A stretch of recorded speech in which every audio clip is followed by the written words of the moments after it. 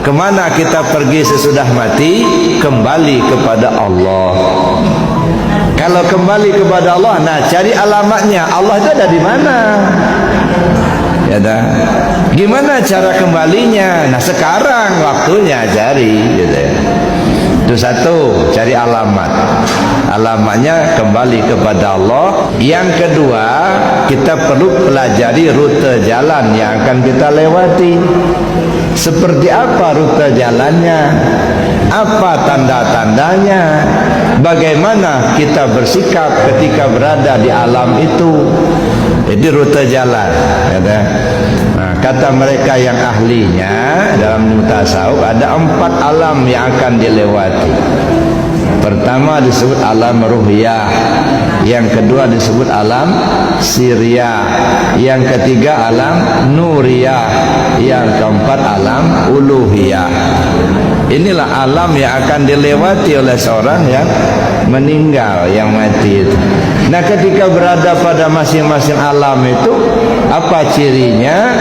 Bagaimana kita menyikapinya? Nah kalau nggak matang persiapan, ya, kalau nggak tahu, nah khawatir Pak, tenggelam di perjalanan. Nah dikira sudah nyampai, nggak tahunya belum. Dikira sudah surga, nggak tahunya kahyangan. Yang ketiga, kita perlu siapkan kendaraan. Mana kendaraan yang akan kita tumpangi? Hidup yang akan dipakai kok mati bisa ditumpang. Itulah 2 kalimat syahadat, la ilaha illallah Muhammad Rasulullah. Tapi lagi-lagi saya katakan, ibarat pesawat, ini kan kendaraan yang paling kencang. Ibarat pesawat, kita nggak boleh kita numpang, kita harus jadi pilot. Pesawat ada, bisa jadi pilot enggak? Ini masalahnya. Nah maka kita harus belajar supaya jadi pilot Pak. Kalau nggak ada pilot orang lain enggak, kita harus bawa sendiri. Nah ini kendaraan la ilaha illallah. Nah gimana caranya kita menggunakan kendaraan ini, gitu ya. Mulai dari cara mengucapkan, kemudian cara mengamalkan, lalu kemudian pahami isinya, kemudian bagaimana kita menduduki posisinya, lalu bagaimana kita memakainya. Nah ini kan penggunaan kendaraan itu ya. Makanya saya bilang ya dalam 2 kalimat syahadat 5 tahapan.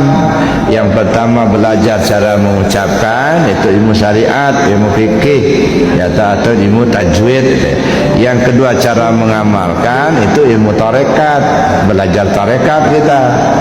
Yang ketiga belajar memahami isi, ya, memahami isi ilmu tauhid, akidah, belajar tauhid kita.